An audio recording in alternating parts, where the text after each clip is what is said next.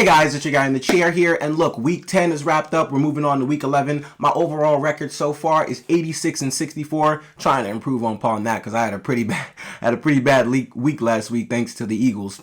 Well, there's other teams as well. You know, the Packers won against the Cowboys. Vikings beat the Bills. There was a lot of craziness going on last week, but I'm trying to contain the craziness this week and hopefully get my picks correct. So let's get to it. All right, so for our Thursday night game, look, we got the Titans versus the Packers. And look, the question still holds, or the question still remains. Are the Packers back? I have no idea. I don't think so. But last week was a very good win for Aaron Rodgers, still showing that he does own the Cowboys. And look, it was a very impressive win. Christian Watson, I'm going to put quotations under or over the word had a breakout game because Christian, like we've seen this before with some of these receivers. Dubs had a few good games earlier in the season that then didn't show up the next one. So I think this game right here is a statement as to who the wide receiver one will be for the remainder of the season. Titans DBs stink, and Aaron Rodgers just needs a reliable target. Like I said, Rodgers is still a very good quarterback. He just needs receivers to rely on to be able to catch the ball because he's not a mobile guy, so he's not going to be able to just literally do it himself. He needs his guys to catch the ball. He needs them to be in sync with each other, and this game will prove that. I think the Packers do end up winning this game. Look, they're at Lambeau. That's really why I'm giving the Packers the edge here, and I think last week was a very big momentum swing for them as well. I think that was a very good win. That was something that to get them out of a dead streak, to get them out of a dry spell. Now they're coming out. I think the Packers go ahead and win this one 27-23. Granted, look, Derrick Henry, Mike Vrabel, very good. It's going to be a good game, trust me, but I just think the Titans DBs are ass, and I think Rodgers is still on the hunt looking for his wide receiver one. Tonight we will find out if that's Christian Watson or not. I'm hoping it is, and like I said, 27-23.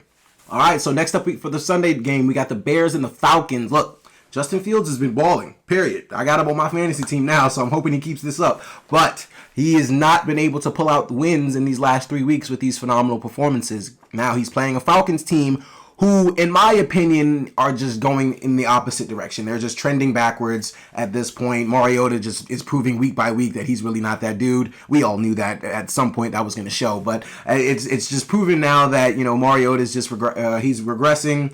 And look, the Falcons team, for whatever reason, cannot get Kyle Pitts involved for the life of them, bro. It doesn't really make any sense. I'm not sure who to blame at this point. Like I said, they're very well coached. They're a very good group, and the Falcons hopefully can be something with Arthur Smith in the future. But with whatever's going on right here, right now, it's just not giving me enough faith in them at all. Granted, it's not like the Bears are giving me a lot of faith in stuff, but Justin Fields is giving me faith in him. And I think Justin Fields is tired of losing. I think his back's against the wall this week. He needs to pull out a win, and he can definitely beat this Falcons defense. So I got the Bears winning this one 26-20.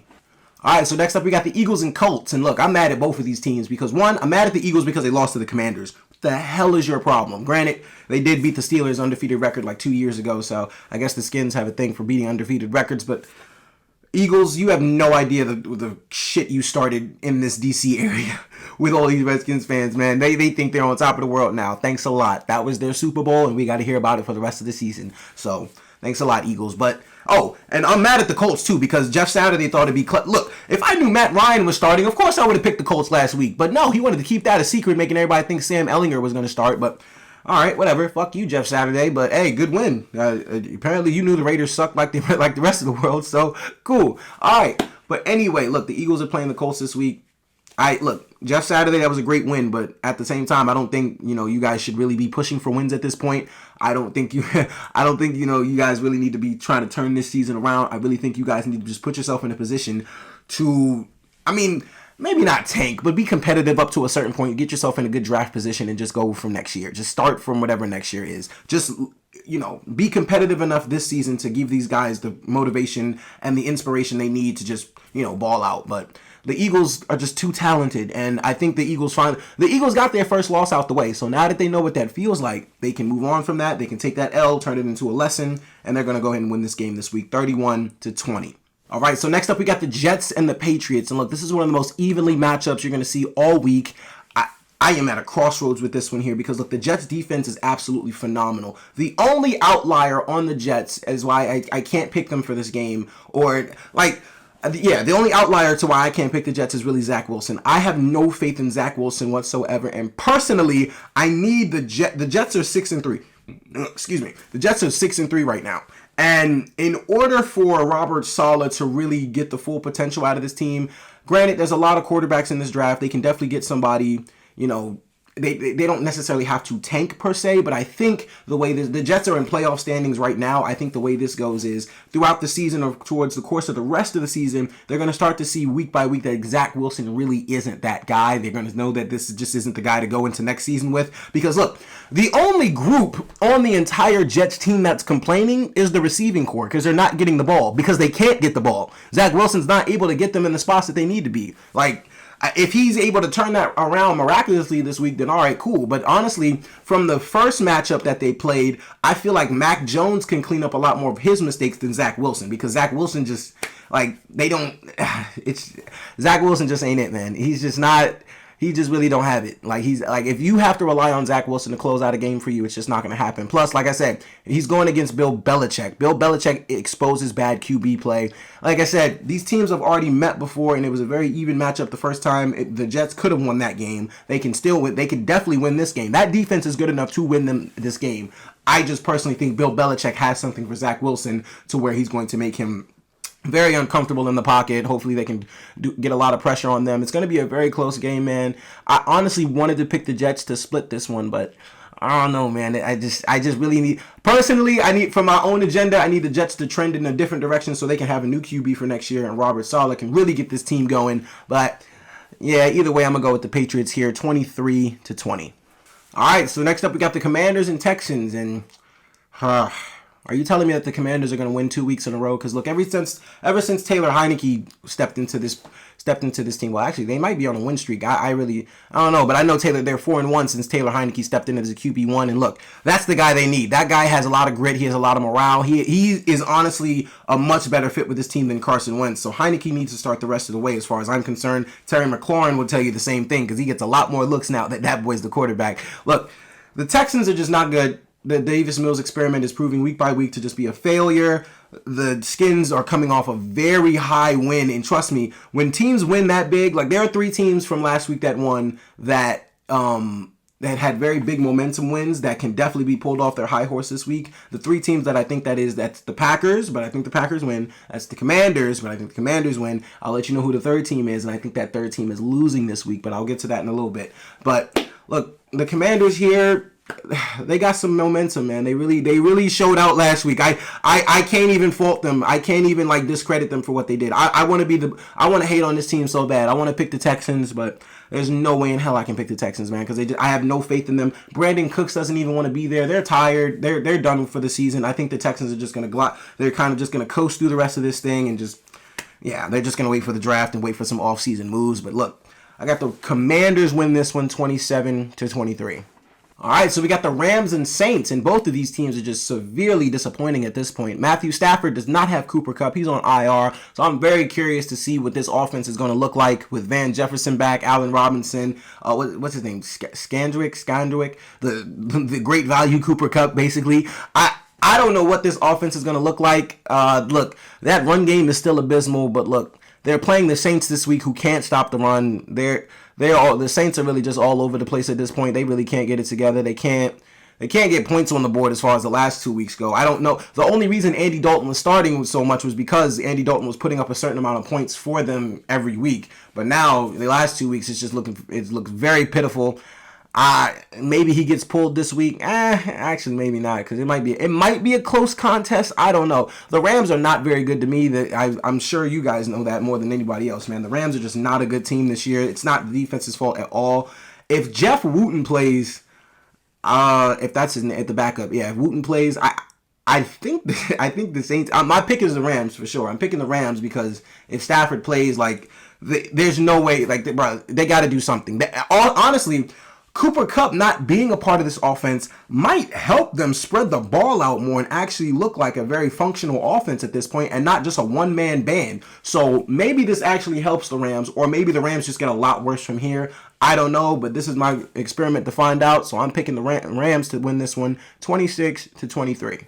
All right, so next up we got the Browns and the Bills, and this is supposed to be a snowstorm, guys. This is supposed to be a snow game. Look, The Buffalo is expected to get like 6 feet of snow, and there are jokes going around all over Twitter that the running backs Nick Chubb and Devin Singletary don't eat. Well, Nick Chubb is 5'11" and Devin Singletary is 5'7", so the snow is going to be bigger than those two. So it's like, how the hell are they going to play? Now the NFL is looking into possibly moving this game's location just so better conditions and they can actually have a football game. Either way, I'm picking the Bills though, because I mean, it's a snow game, so it's gonna be some craziness out there. As far as my prediction goes right now, I'm predicting this as if they're playing in the Bills Stadium and the snow game's going to be going on. If there's no snow game, the Bills are definitely winning. But I'm predicting this as if they're going to be playing in that snow game, and this is anybody's game. Anybody can grab this because weather makes it an even playing field at this point, and. It's just, I don't know. It's a matter of who's going to make the most plays. And honestly, Josh Allen and these boys have no room to lose this week. Seriously, like they have had 2 back-to-back bad losses. The Bills got to turn it around this week, whether it's snow, whether it's honestly, but it's Buffalo. Buffalo should honestly be more used to this kind of weather. I mean, maybe not 6 feet of snow, but they should be at least used to like cold ass weather in the snow. They should be used to it. So the Bills are still in home territory here, and this is just out of Cleveland's element for them. So definitely got the Bills winning this one, 26-20. All right, so next up we got the Ravens and Panthers. And look, the Ravens are a 13-point favorite in this game, and the Ravens do have a 13-0 record when they are favored by 10 or yeah, I think it's by like 10 or more or something like that. But yeah, they have a 13-0 record when they're up by that, when they have a spread by that much. And look, they play the Panthers. This defense, look, the Ravens are trending in the right direction. They are getting healthier. Even if Mark Andrews doesn't play this week, which I don't think he necessarily needs to, I think rest him as much as possible. Gus is looking to come back this week. JK, continue to rest him. Look, David Ojabo is close to making his long-awaited debut, for Ravens fans at least. Tyus Bowser's on his way back. Now, there's no need to rush Ojabo at all. He can play in the next, 2 to maybe 3 to 4 weeks. It really doesn't matter. Rest him as much as possible, but the Ravens are trending in the correct direction. They're going to get Marcus Williams back at some point. I'm very excited to see the way that this defense goes, and I'm looking forward to the offense getting Lamar Jackson getting back to doing Lamar Jackson things this week. Granted, Jerome Booger is the ref, and for people who for people who aren't Ravens fans, Jerome Booger has a vendetta against the Ravens. So expect a lot of BS to be called, and the Panthers will.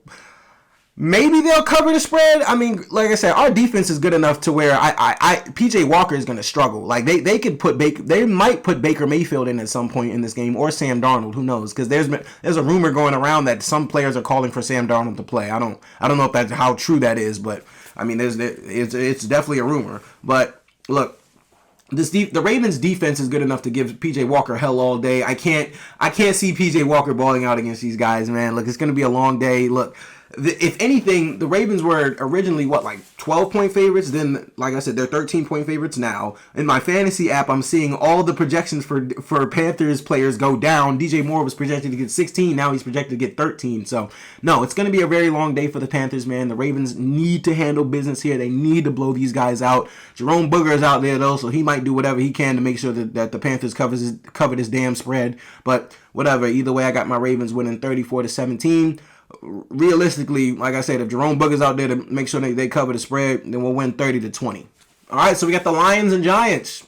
I don't have much to say about this game. I got the Giants winning. I just don't really have an analysis on. I feel like I say the same thing every week about the Lions, and the Lions did get a win last week, but it was against the Bears. Like I said, I don't have faith in the Bears. I got faith in Justin Fields. But I just don't really have much to say about this Lions group, man. Like I said, I personally think they just need to get ready for the CJ Stroud, Bryce Young sweepstakes. Hopefully Bryce Young. If Bryce Young goes to Detroit, watch out, ladies and gentlemen. That's gonna be big. It's gonna be very entertaining to watch. But I look, the Giants need to win this game. The Giants are just better. The Daniel Jones, Saquon Barkley, look, they're getting it together. They don't make mistakes. That's a big thing that the Giants, they don't make dumbass mistakes, man. That's very pivotal on the Giants' part. The Lions, they have Jared Goff. Jared Goff gonna fuck up at some point, and look, Wink Martindale got something for that boy. So I got the Giants winning this one 27-23. All right, so next up we got the Raiders and Broncos. Cue the video. This kitchen's not the same without you. It's just a greasy spoon without you. Now look, I am going to be an advocate for this game to be streamed on Tubi. This thing does not need to be on anybody's national TV. This doesn't need to be on cable. I really think they should just find the lowest streaming platform possible. Like I said, Tubi. As far as I'm concerned, it's Tubi. Peacock is kind of growing at this point, so I can't really shit on Peacock anymore.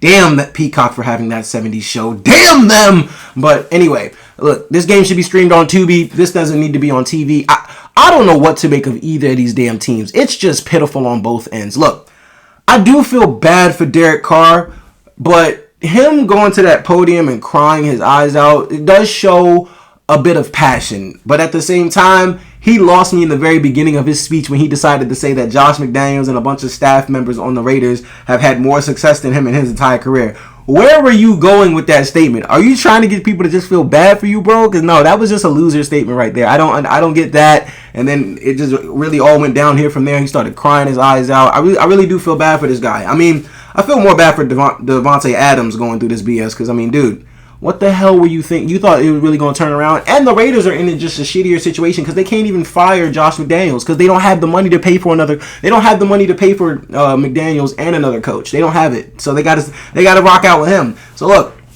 the Broncos, they have Russell Wilson, Mr. Subway commercials. It's just bad on both ends, guys. I don't really know what to make of both of these teams. I got the Broncos winning this one just because I mean. Maybe the Raiders come out with some bit of passion because Derek Carr's crying on the podium. The Broncos could lose this week. It's really hard because both of these teams just stink. Patrick Surtain is playing though, so as long as they got him, I really think the Raiders just, I don't know, man. I don't think they can get it together. I just think they're very lost. They're just completely lost in the sauce at this point, man. The Broncos are too, but it's like, at this point, it's who's more lost than the other. And that just ain't a good matchup for anybody. But I'm going to pick the Broncos to win this one 26-20. Don't be surprised if the Raiders win. But, I mean, at this point, it's really hard to say Raiders win. It's like a curse at this point. All right, so next up we got the Vikings and Cowboys. And look, like I said earlier in my video, there were 3 teams last week that had big momentum wins. The Packers, the Commanders, and the Vikings. And I thought one of those teams are going to lose this week. I think it's the Vikings, man. Look, the Vikings had a very impressive win last week against the Bills. They had a great comeback win. I'm not going to take anything away from Kirk Cousins because I was kind of shitting on Kirk Cousins that whole game, talking with my friends, but it's like they were trying to say Kirk Cousins has grit, and I don't think Kirk Cousins has grit, but I mean, he definitely did enough to show that he is gritty. He can definitely do the gritty, and he has the gritty man himself, Justin Jefferson, on his team. So Kirk Cousins can do just anything he wants with that man next to him. But look, no, I got the Vikings losing this week, man, because look, the Cowboys, for whatever reason, decided to let Micah Parsons stand up and be a coverage backer last week instead of rushing Aaron Rodgers and putting him in hell. Hopefully, Mike McCarthy has learned from that dumbass mistake this week and actually has Micah Parsons rushing the entire time and give Kirk Cousins a long day. I think the Cowboys are at home, though. That's really the reason I'm giving them the advantage. If the Vikings were at home, I'd probably pick them. But I just think the Cowboys really got to bounce back this week, and I think this is the means for an upset. So I'm personally going to go with the Cowboys here, 27-24. All right, so next up we got the Bengals and Steelers. And look, I'm hoping this game does not end in a tie, but the Steelers had an impressive win last week. I did call that. Like I said, I knew Mike Tomlin was going to have a plan coming off the bye. Plus, they played the Saints, so it's not really that hard to beat them. But look, TJ Watt is back. TJ Watt is the game changer. Like I said, this guy makes all the difference for this Steelers team. He is really their best player. That's on it. That's obvious. Yeah, clearly he's their best player. But as far as like changing the entire outlook on a game, TJ Watt just has such a big impact on that. I don't think they beat the Bengals, however. Now, Jamar Chase is more so trending to come back next week than this one, so the Bengals will still have to, work out some kinks, but I think the Bengals have enough to do it, man, because honestly, it's really just the fact that offense is terrible. Like the Bengals had many opportunities to win against the Steelers the first matchup. Evan McPherson just shit the bed, and I don't need anybody to ever compare Evan McPherson to Justin Tucker again because no. Just no. Anyway, but look, Kenny Pickett is ass. And like I said, it really doesn't matter who you put out there at QB, whether it's Rudolph, Pickett, it really doesn't matter who you play. you're gonna get the same result no matter the QB. So that's really where I'm kind of picking the Bengals here. And like I said, the Bengals had plenty of opportunity to win the game the first time. They just didn't. I think they pull it out this time though, and I got the Bengals winning this one 27-20. All right, so next up we got the Chargers versus the Chiefs. Look, Mahomes is the MVP as far as right now goes. That guy is just absolutely incredible. Keenan Allen and Mike Williams have both been reported to come back to practice, but I personally don't think that they would get much playing time this week. I don't think they really need to get many snaps this week. I think they need to ease them back in. I really don't like it. It depends on what the Chargers want to do, because if the Chargers feel like they're in a desperate position, which they really shouldn't, they really should just honestly rest my opinion, they should just rest Keenan Allen and Mike Williams this week. I know they're playing the Chiefs, so they're probably going to want to put them out there, but at what risk? I really just, like, this Chargers team is already beat up to a certain extent. You really don't want that to get worse. Either way, I think the Chiefs are going to win this game, but it's like I'd rather them not put Keenan Allen and Mike Williams just in more harm out there. That's just not going to do them any good, but it is going to be a very entertaining game like the first one was. It's going to be look, Justin Herbert, I just need, look, he's getting shitted on this year for his shitty QB play. Well, not shitty QB play, not in my opinion, but people are just, they're knocking him because he's not really putting up, his stats ain't really adding up to W's at this point, and there's just a narrative going around that Herbert's just another, average, not average, but, just a guy with a great arm and just an average ass winning percentage. But, I can't pick the Chargers here. I can't. Like I said, I'd rather them not play Keenan Allen or Mike Williams because I really don't think they're the difference makers that they're going to think they're going to be.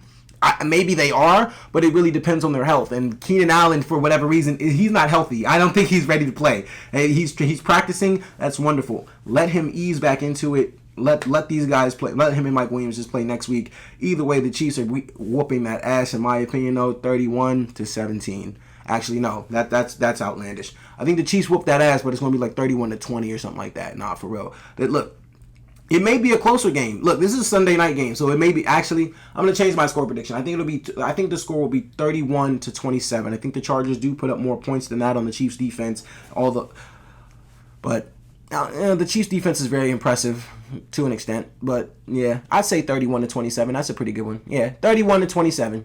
All right, and last but not least, we got our Monday night game, the Cardinals and the Niners. And look, personally, it really doesn't matter who's shooting up for the Cardinals, Colt McCoy or Kyler Murray. The Niners have the momentum here. The Niners have a great backfield with Christian McCaffrey, Elijah Mitchell combo. As long as those two can stay healthy, that's going to be a very dangerous combination for teams all the rest of this season. They need to find a way to get Deebo Samuel involved, but Kyle Shanahan's going to do Kyle Shanahan things, and honestly, now that he has the plethora of running backs that he has, I really think he's just going to use the three-headed running back dragon of Deebo Samuel, Christian McCaffrey, and Elijah Mitchell. I don't really see Deebo Samuel getting much receiving yards out of this, but I don't know. We'll see. But look, the Niners are just better on both ends of the ball. They got Nick Bosa, that defense, although they are missing Jason Verrett for the rest of the season. Kyler Murray, I don't think he's trending towards playing. I think he's like in a questionable status right now. I don't know if they play him. They might. They honestly might. But like I said, it really doesn't matter who they play at this point. DeAndre Hopkins is going to do DeAndre Hopkins things, but the Cardinals just aren't ready to face a team like this. The Niners are really trending in the right direction. They're honestly getting a lot better as the weeks go by, and I think the more preparation they have using their weapons of Christian McCaffrey and Elijah Mitchell, it's just going to get a lot more dangerous for teams out there, especially the teams that have to defend against that combination. So I definitely got the Niners winning this one 28-21. Alright guys, and those are my picks for week 11, so let me know in the comments below what you guys think. Let me know what your biggest upset of the week is, what your biggest blowout of the week is, what game are you most excited to watch. And guys, look, thank you so much for watching. I really appreciate it. Be sure to like, subscribe. This is your guy in the chair. More content coming to you soon.